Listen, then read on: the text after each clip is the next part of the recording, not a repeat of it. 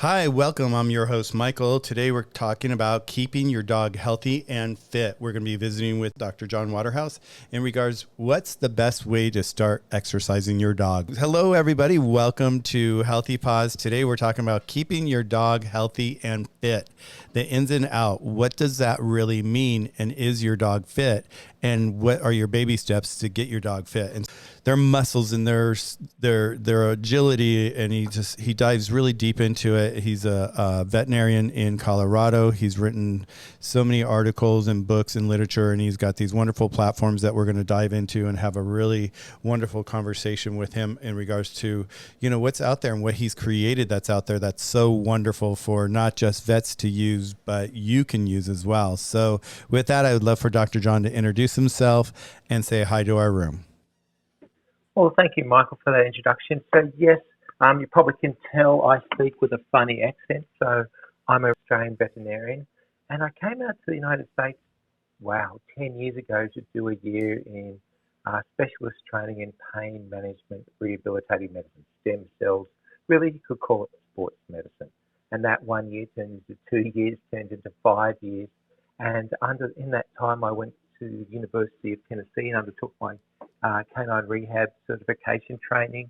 And back 5 years ago, my wife and I started an organisation called Veterinary Teaching Academy. And so for the last 5 years, I do a monthly webinar for veterinarians and rehab professionals, just talking about specific orthopedic diseases and how better to equip the veterinarian to be able to explain that disease in the consultation room with the client and then give them actual working tools to be able to help their patients. But then we've just had this thing called COVID's come along, and most of the veterinarians in the world, the government came in, took away their anaesthetic machines, their respirators for human hospitals. So my patients asked me, what can we do? And we launched a program called Canine Rehab on Demand about 9 months ago.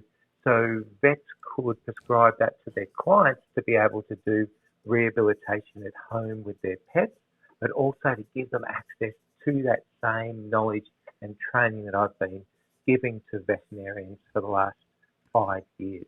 So that's just a little, in a nutshell, what we do. We're actually all very excited. We're launching next week another website called Hero Canine to give the same information to working handlers, so police, military, avalanche rescue, seeing eye dogs, all those dogs that do such a great service for our community. We're building a site especially for them so they can get access to programs. So when a client buys the Canine Rehab on Demand program, we'll gift the program to a service dog handler. So that's just a little bit of multitude of different things that I do. Yeah, and it's also beautiful. I've enjoyed doing our rooms together, and I've learned so much from you. And so is everybody in our room that comes in. They just always learn from you, Dr. John. So I'm so happy that you're here today. Let's start at the beginning here. Keeping your dog healthy and fit. What does that mean to you? Well, really, healthy and fit are two different things. When we look at human athletes or us in general, there is a big difference between being healthy and being fit, because you can be fit and still unhealthy, and that's the big misnomer out there. So for me, healthy is a lifestyle, fit is a choice. So if we can keep our pets lean, and weight is the biggest issue because we know if our pets are overweight. And I told Michael this study before that 1 additional pound of excess weight equates to 4 additional pounds of shear force through their joint. So if our pets have degenerative joint disease, they have arthritis, they have other ambulatory problems, that increases the shear force and the weight through that joint that may already be compromised. But it goes further than that. If they're overweight, we know that predisposes them, like us as humans, to diabetes, to high blood pressure, to increased risk of cancer, and other metabolic issues as well. So if we can keep, number one thing is to keep our pets at a lean weight. And you may say, what's a lean weight? And that's a body condition score around about 4.5 to 5 out of 9 on the World Veterinary Organization or the Purina body condition score. And so this is a table that's been developed that we use in the veterinary profession that helps us understand and grade where a patient sits on the obesity scale. So we can talk to our clients and say, okay, we can't see the ribs, but we can feel the ribs. Therefore, that's about a 5. But if you can't see the ribs, you can't feel the ribs, that's more like a 7 out of 9. And that means that they're obese. And then we have a whole scale on how that works. And so this gives a really great, and most vets will work through this on your annual vet exams. They'll give you the body condition score for your pet, but very few vets will actually explain what that means in relation to longevity for your pet. And longevity is what we want. We want our pets to be with us for as long as possible. And there was a great study done by Purina where they took a litter of Labrador puppies and they split the litter in half. One half got to eat as much as they could eat in 20 minutes. And the other half, they took away, they measured what the first group A ate, and they took 25% less and gave that to group B.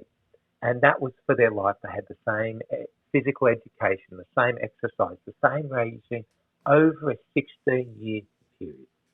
And it showed that the puppies in group B that were fed less lived an additional 2 to 3 years over their litter mates that could eat as much as they liked in a 20-minute period.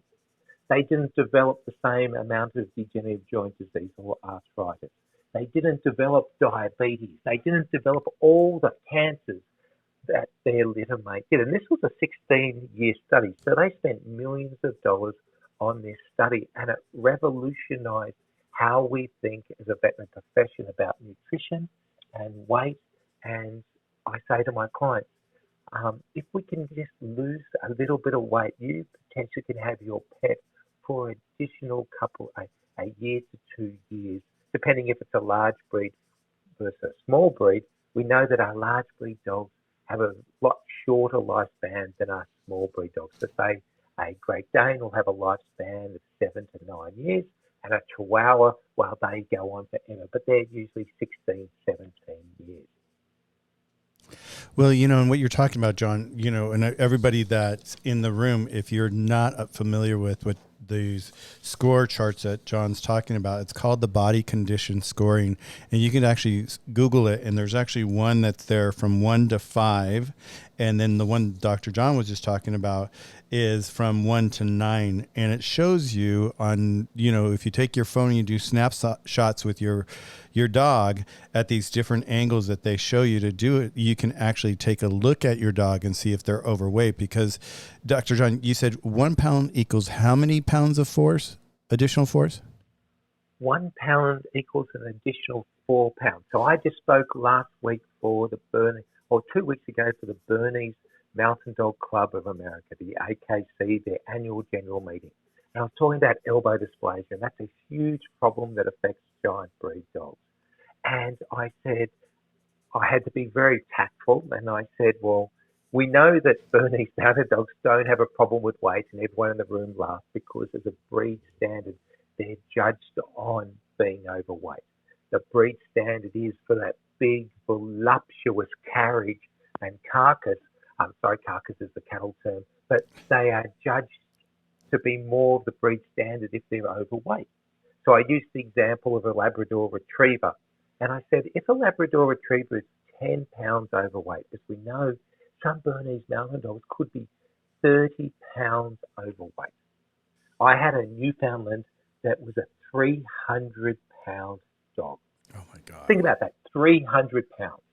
It was 100. We had to lose 120 pounds so this dog could have knee surgery to correct a CCL rupture in its stifle. It was 300 pounds. Wow. So, but I can't do maths on 300. But we'll say it's 100 pounds overweight. That equates to 400 pounds of additional shear force through the joint. Now, they're numbers we can't comprehend. So I go back to easy numbers. Think of a 10-pound overweight dog. A Labrador Retriever, that's very easy to do.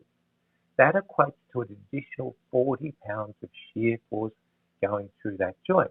So now they are lame. They don't want to go for their walks. They don't want to do those great things that are for their quality of life. So if we can lose that weight, they now want to go for the walks. They're more excited to do those activities that we love to do with our pets. But also we're increasing the longevity of their lifespan, but also decreasing their needs for becoming diabetic later on, needing non-steroidal anti-inflammatory for degenerative joint disease. We can manage them without pharmaceuticals and with nutraceuticals that have very little side effects and give them a fantastic quality of life.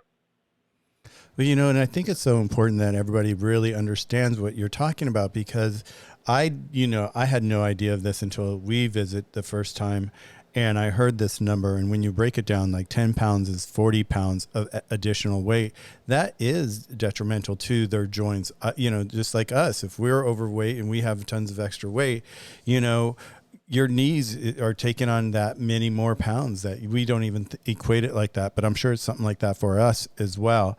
Dr. John, so the dog's losing weight. So that's the first thing is everybody, take a look at the body condition score with each one of your pets, if you have many pets, and just see where your dog is in the fact of, this score, because it's 1 through 9. You kind of want to be around 4 to 5 with your dog. And a lot of people, what we see a lot of times on the kibble bags and all, that we see at Petco or wherever we go shopping for our foods, if you're feeding kibble, you'll see on the package that they actually have really big, hefty looking dogs, because they want you to make sure that you're feeding your dog a lot of food. And, I talked to Ryan about this in Food for Thought, and he says that this is their goal. It's like you'll even increase the amount of food on the side of the package for the dog per pound, when reality, like Dr. John was saying, is like sometimes if you just take away 20% of what you think that you're supposed to feed them, you'll find that their digestibility may be better, their poop will be more solid, let's say.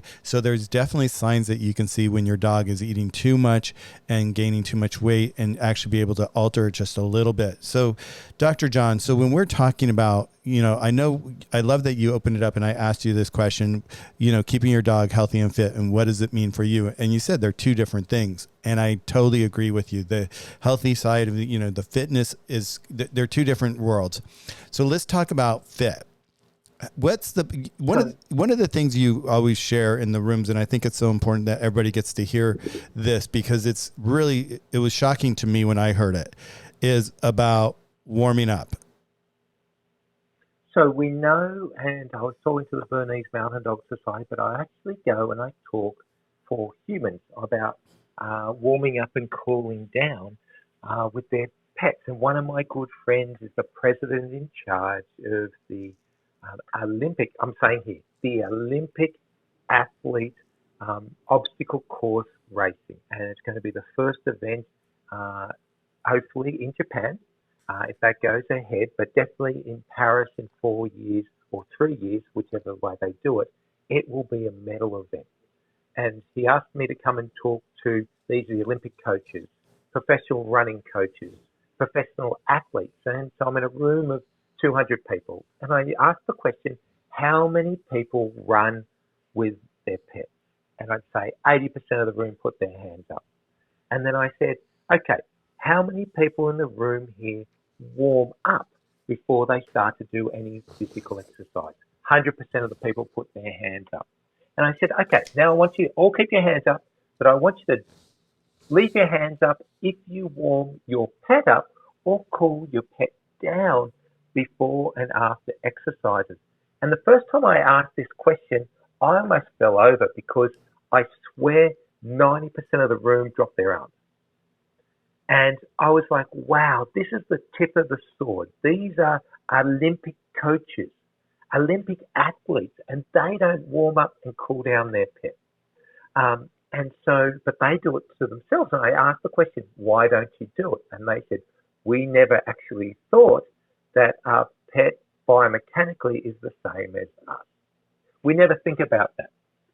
And so then I retailored my whole presentation. So now when I give that presentation, I compare anatomy, how muscle fibers work. So at the end of it, they go, oh my God, we're exactly the same. And then we talk the difference between active and passive. And Michael, we should do a Clubhouse one day just talking the difference between active stretching and passive stretching. But the warm-up and cool-down prevents injury. And we want to prevent injuries in our pets because an acute injury, if we don't pick it up early, becomes a chronic injury. And the chronic injuries are those that can be life-changing for our pets.